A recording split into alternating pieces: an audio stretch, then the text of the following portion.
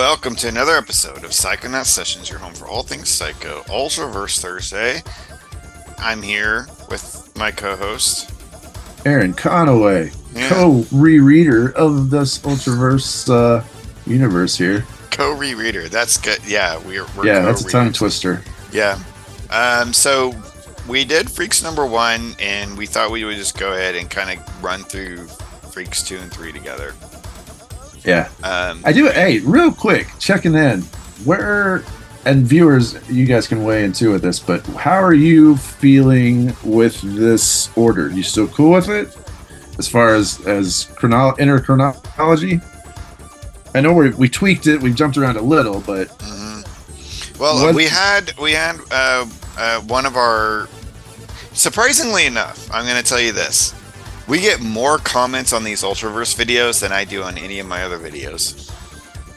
That is surprising to me. A lot of conversation happening, so we're generating revenue, my friend. We're generating revenue. Right. No, but we're social media currency. Yeah, we've got conversations happening. There are people that are excited about it. I can't remember who it was, but the one person, because we threw this out there in another video a few episodes back, and one person did say, stick with the chronology as is. You guys are doing good. Like, they like it as is, because it is actually the sequential order of the history of the ULTRAVERSE, of the characters. Okay. So I think we can kind of keep things clumped together. I'm doing a little bit of shifting just to kind of like in this one, I'm kind of just like, I consolidated these two because they're all basically, they run together. Like, actually, issues 1 through 3 we probably could have done. Because it's essentially just one overnight situation. Well, and the only reason I bring it up now is because of this reread. Yeah. Getting to spend time with one cast so consecutively, so quickly, was actually nice. It kind of helped deepen my retention of what's going on. So now, whether or not that's just because Gerard Jones's script and Ben Herrera's pencil, whether it's just because it's FREEX, that an argument can be made for that. But that's why I bring it up now. But I'm cool either way. At this point, I still don't have any strong feeling one way or another. I think it's hilarious that one of the primary regrets that Dave Olbrich had in the build out of ULTRAVERSE is the FREEX number 1. They accidentally covered up the FREEX title. They covered up the X with her blast, and then they do it again on issue 2, and almost even do it again on issue 3. Like, it just looked so far. You're looking for free. It's just free. I was actually reading this in bed, and my wife just saw the cover, because I had to open. I'm to her right, and she was like, "Free? That's the name of the." I can understand her confusion. FREEX, man, FREEX. It's free. So when are we actually going to get a full view of the title? I don't know, but I just thought it was funny. That is funny. All right. So far, I am not unhappy with the covers or anything. I'm just like, this is good. I'm happy. I dig this cover. And I mean, still, the issue 1 still, at this point, is the best read of the reread for me. It's still the one that came to better. Yeah, it's the only one I had no notes on anyway, so that's why it's hitting number 1 in the ranking for me. I figure if I don't have any nitpicks, then it must be number 1. Look at you. Sludge was a close second, but yeah, I was gonna say Sludge is still number 1 for me, but yeah, this is probably my second favorite.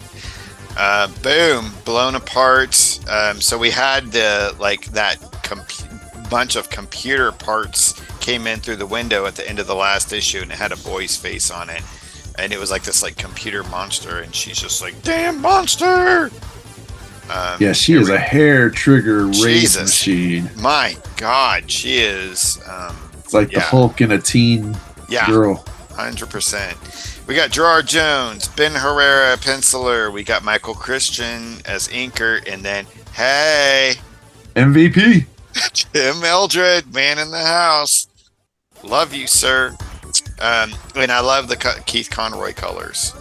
That's some of the best coloring so far in Freaks. Yeah. These 3 issues. Yeah, although there's a couple of pages, if you've read this at night, like in just with a nightside table or something, there's a couple of pages here on paper. I can't remember if it's in issue 2 or 3 that the colors get a little too saturated in their darkness. Really? So it's like a little hard to figure out. It's a little lighter as I'm looking at it on the screen, so it's actually going to be a different experience for me as I'm flipping through it, going through it with you. Huh. So Val blows apart the computer guy, and it just creates this nice little slugfest again. Like, none of these people can seem to get their shit together. They're trying to contain her. She knocks out the Lewis dude, and then this guy is like, "You're hurting Hook again." Yep. And then, he brought in this like new girl, and he's like, "You got to stop this," but she doesn't really stop it, and Val takes off through the window, jumps down onto the street, and the cops like have this place surrounded, dude, this whole time. And like every time they turn around, the cops are just like after him. It's like crazy. Yeah. Because they'd been hunting them, and they got out away from the cops in issue 1, and were able to like hide out. Mm-hmm. But now we're back to square one. Yep. And then the cops are after her, but she gets swept away magically. Yeah. I have to say, I like the vibe of the Breakfast Club if they were all mutants. Because they're all despondent, Oh my god. That is the best comparison ever. They don't, they're all mixed cliques. They're just thrown together because they've got these weird powers. So I actually am digging that, and it's given me the most. It's a simple premise, and I'm liking that, because we've mentioned in other episodes, it's just a constant barrage of world building, and this one's about the people. Right. It's not about constant expo dump. And it's not about this corporation, that stuff's on the peripheral. This is about the people. And I think you made the most perfect analogy ever. Breakfast Club as mutants. That's exactly what this is. And you have to buy into it because it's really melodramatic. I mean, it is. It's got so much teen angst. It's ridiculous. Yeah. So you have to know that that's just what you're buying into. But if you can just relax and buy into that, 100%, it's just, it's 90s perfection. Yeah. Love it. She gets swept away by this new kid named Rush. And then we get a little bit of this new girl's backstory, which all the poor girls in this book are just being taken advantage of. Yeah. I mean, at least in her case, it's just another teenage boy. I mean, they both have hormones. Yeah. Yeah. It's not as gross as... She's got all like tentacles underneath. So it was like traumatic for her. Sure. He's like trying to put together this computer guy who's all made of goop, apparently. And so, she's kind of given her backstory a little bit more. So that's featured, basically everybody thinking she was a freak. Right. And so he puts this dude together, and he kind of forms up, and he's just kind of this like portly fat kid who, poor kid, is naked. He gets naked all the time too. These like poor guys, like their powers keep rendering them nude in front of these girls. As a teenager, that's got to be horrific. Well, then the stacked giant who's just shredded is simple-minded and not even paying attention to anything. Yeah, he's very naive. Except Huck. So the cops are still after them. We get a little bit. So there's always this thing that happens in this book where somebody will say something and it'll trigger the memory in these people. Their origin flashback. Yeah, and it's always like they'll just start repeating that word over and over and over again. Let me out. With her before, it was what was it? It was something. Right. Why? Yeah. So it's always like this word but he basically got bullied by these assholes as a computer geek, and they were slamming his head into a monitor, and that's when his powers kicked in. And then, so I did have the dumbest joke pop into my head when I was reading this. Yeah, not joke, but like I was curious if they meant to have him fapping in front of a computer screen. Oh my god! I mean, there's no way that's not. I mean, I guess the '90s, so maybe it is, but I was laughing unintentionally. Yeah, or not unintentionally. I was laughing intentionally at an unintentional joke. Fap. I like how this one starts, just had a period. Yeah, on it. That's cute. Yeah, and then he just keeps fapping. It reminded me of how stupid laughing I was doing in oh god, what was the Iron Man prototype issue 1 with the cat and the pet. It reminded me of that stupid laughing. Anyway, sorry, I digress. No, it's fine. Thank you for the adolescent potty humor. Yep. This the shit I live for. He becomes some kind of electrocute. Right. Electron dude that can travel through the network. So. It's essentially Tron visuals. Yeah, I loved it. Yeah, 1,000,000% into this. Give me more of this. I could go for a whole storyline of this. So he gave his backstory. Then here, this Zippy kid kind of just randomly came across her because he heard that there was this thing going down through police monitors or whatever. Right, yeah, he's monitoring police channels for other, because he thinks that I guess that he bought his powers, so other people she must have bought hers because she looks normal. And that's what he thinks. So he's like trying to recruit her to help him out. Right, he wants to be a team. Yeah, because he's doing this for money. He's making money. He's like doing jobs as like a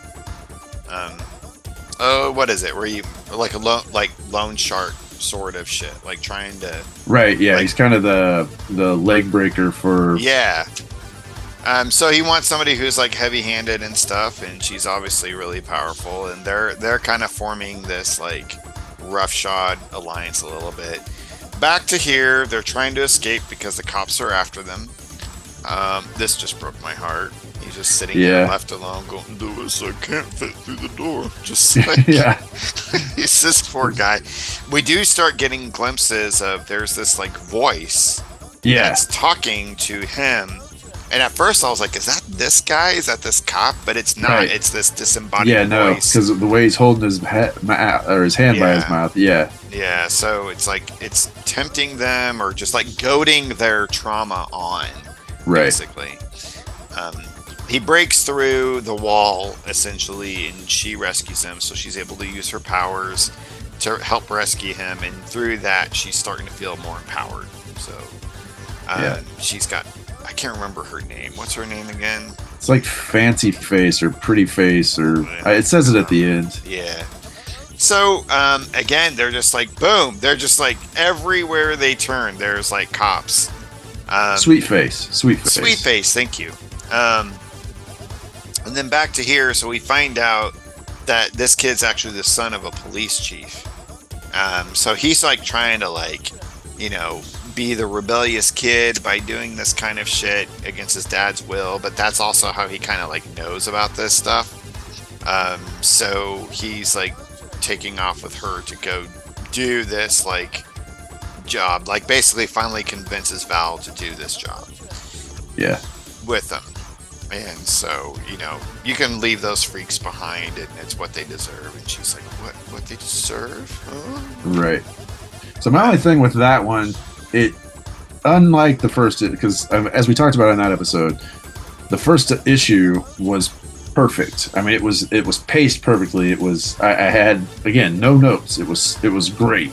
This one, no pun intended, did feel rushed. It was cramming setup and character development just to get the ball rolling of what's we got introductions in the first one. This one's setting up plot points. Yeah. So that's really my only criticism here is it's very quickly paced. It was. I was okay with that only because I read this directly after I read Hard Case and Strangers number 4. So I was like, oh, I like the pace of this. Right. It's like nice and easy. Yeah, that set the bar pretty low. So. Yeah. But again, the arts and the colors, I don't have a complaint. No, yeah, it's really just the pacing. And what's funny is in reading these back to back, finishing 3 made it okay. Made this binge, these 3 issues binged very well. You got a point, because if I would have just had this alone in the month, I would have been like, man, I feel a little shortchanged. Because they basically feel like just one issue. Right. All 3 of them, just one read. I mean, it's the first of the Ultraverse reread where I think, okay, this bound is a trade. Yeah, works. Like it's paced solidly throughout. Same creative team, and so I was a little confused here because I was like, wait a minute, who got shot? Right. Because I thought the computer boy was naked and the other guy had his clothes, but this is actually the computer boy. Yeah. So he actually got clothes somehow. And I don't understand. So that was actually a little confusing for me, and it took me a little bit. And it was only whenever they were like, "Oh, we got to get him to Neon," like get right. Him Well, to because he Neon. keeps saying, get me to. It's like, okay, this is Computer Boy, and as he basically got shot, so he's like his body's dying. But once he gets to the Neon, he's able to transfer back into the electronic world, which I love. I'm not a scientist. I love just like the randomness of this is the electronic world. It's not like it's the internet. It's not like it's just like whatever. It's electric signs. It's like everything's just this grid. I love the ambiguity of that. Well, no, it's very Tron. It's very. I mean, in Tron they did have if you were in a closed system, but otherwise, it visually that panel was. Yeah, I agree. I could read an entire issue of just him bouncing around. Yeah, 100%. Okay, so they're basically still trying to get away from the police, but what he does in the electronic realm is he starts turning off like their lights and stuff. Which was gives them cool. Yeah, it's awesome. Great power. Gives them the opportunity to get the upper hand on the police at this time. And then as they're running away, we get this disembodied voice coming in again, and it's like it's messing with Sweet Face's brain and making her think she's in this paradise or whatever. And it's kind of setting off their trauma again. Right. Well, and it's visually the disembodied, dark cloud above her is reminding me, or is reminiscent anyway, of the demon, the cartoon demon from Mantra. Mm-hmm. So I am curious if it's going to tie anything to that dimension. Yeah, I'm wondering how that's going to go. I hope they don't tie things up that strongly. Yeah, that tightly. Actually. Right, yes. Yeah, same. Tightly. Same. So we're back to Val and Rush, and they're shooting through this facility to get to something. I can't even remember what. It's pretty inconsequential for the most part, but he's got a job to do, and he's trying to acquire something. These guards have the most generic 90s costumes ever. Sure. And so they're just kind of bantering back and forth. He's like trying to get a little bit closer than what she really wants, for the most part.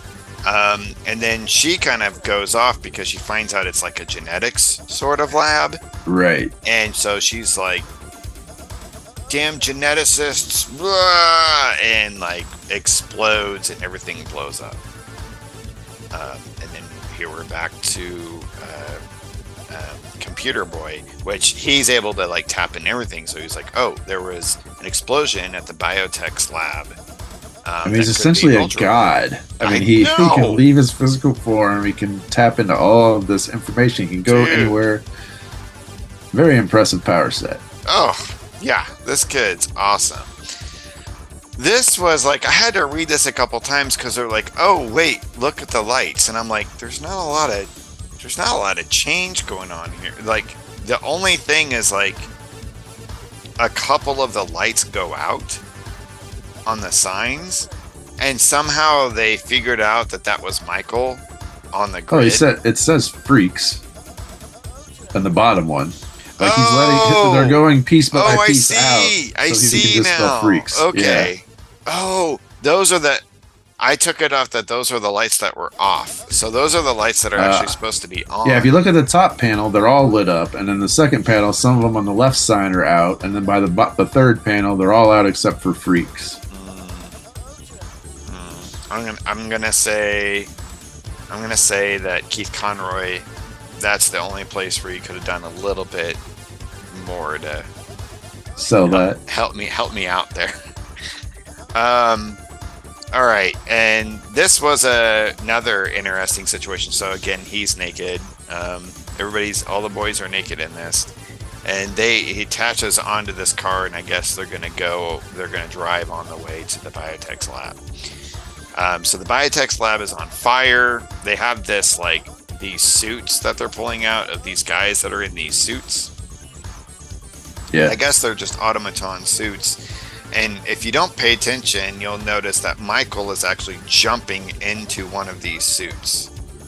And then these guys in cloaks come up, and they're just weirdly, these dudes are the ones that own the lab.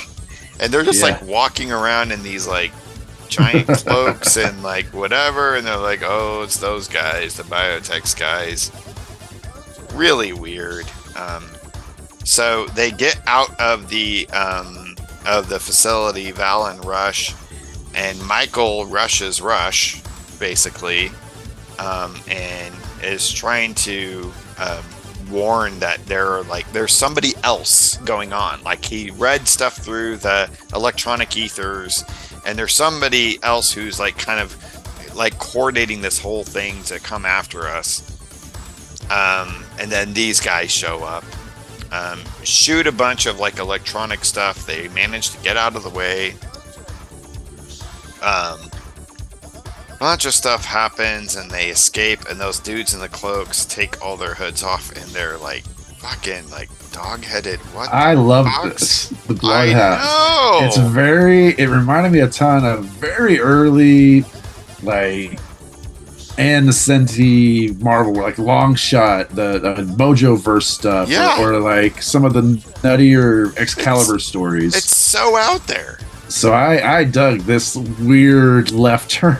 Yes, I was because a lot of Ultraverse stuff has been very just people in regular people in spandex, kind of just corporate sort of. And this is you're right. This is very 70s, 80s ish what the fuck, or just love it. Yeah, just weird for being weird. And so I'm very interested to find out what this is about.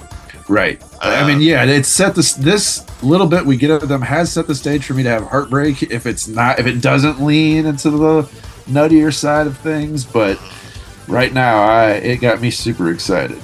Yeah. So they all encounter each other. There's a little bit of a tussle. Not complaining about how any of this rolled out. No, yeah, I like how quickly, basically, Rush is kind of a douche. Yep. And Val gets it.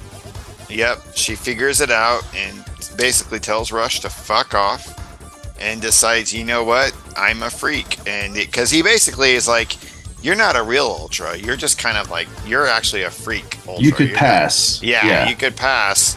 And Val figures out you guys are actually my people, Right. And then we get all their names here. The team Boy shot. Yep. Yeah. Boom Boy, Crusher, Sweet Face, Plug, and Anything. That's a horrible name, actually, I think. Yeah, it's forgettable, but his power set's pretty cool. His power set's fine, but they could have come up with something other than just, oh, you're Anything, whatever. Yeah. Well, I actually like that he's the one most, anyway. I guess they all kind of do it, but he's the most where his character was more about who he is as a person, less about his powers. And so, because right now, what's the electronics interface guy's name? Plug. It's all power set. I mean, we know he was picked on. He had bullies, and we know Sweet Face was cute and boys liked her, but her body made that a no-go. And Val, we just know she's got a lot of trauma. Yep. I guess we know a little about Boom Boy. So what this did is it totally set me up to be so ready to dive into the rest of this series. I am 100% agree. I am primed and ready to go, dude. This was right up. I was a massive New Warriors fan, and they're coming together as a team. It was done in one issue, so it was a little more impressive to me, but this felt like that, where it was we've come together as a team, so, you know, pretty organically. Val's decision of how she is a freak, I actually liked how it came around. So now these 3 issues, top notch Ultraverse so far. Yeah, 100%. And oh my God, speaking of top notch Ultraverse, he hypes the shit out of this series. I will continue to. I mean, just look at that fucking cover, dude. Look at that image. Yeah. That's Derek Robertson at his absolute fucking at this best. point, that's the main draw. Well, I mean, you're hyping it. You love it, so I'm sure I'm going to like it. But between that and Robertson's art is what I'm like, okay, yeah, let's hurry up and get there. It's weird because James Hudnall writes Hardcase, which I've not been that impressed with. Right. But this made me fall in love with James Hudnall. So I mean, maybe he just spent all his good stuff on the solution. I guess. I to be honest, I haven't really covered anything in any of the letters pages or anything like that. I haven't even been reading them lately, so if you do find them. Much, but yeah, so I was happy with this. I do agree with you that issue 2 was just like, let's finish this story. But 1 through 3, like all together, would have been a great trade. It was a great introduction to these characters. I'm all on board the Freaks bandwagon. Yep. So far, it's my most anticipated. When it's up in the queue, I'm like, hell yeah. Cool. All right. Ladies and gentlemen, like, subscribe, hit the bell for notifications. Just please go out to Aaron's Patreon as well as his webpage. He's got a lot of amazing books, including Jan the Vagabond, which is hella fucking fun and amazing. I have my own stuff, including the Simon Myth Chronicles, that you can find on my website. It's also hella fun and amazing. Thank you. I appreciate it. Everybody stay safe out there. Keep it psycho.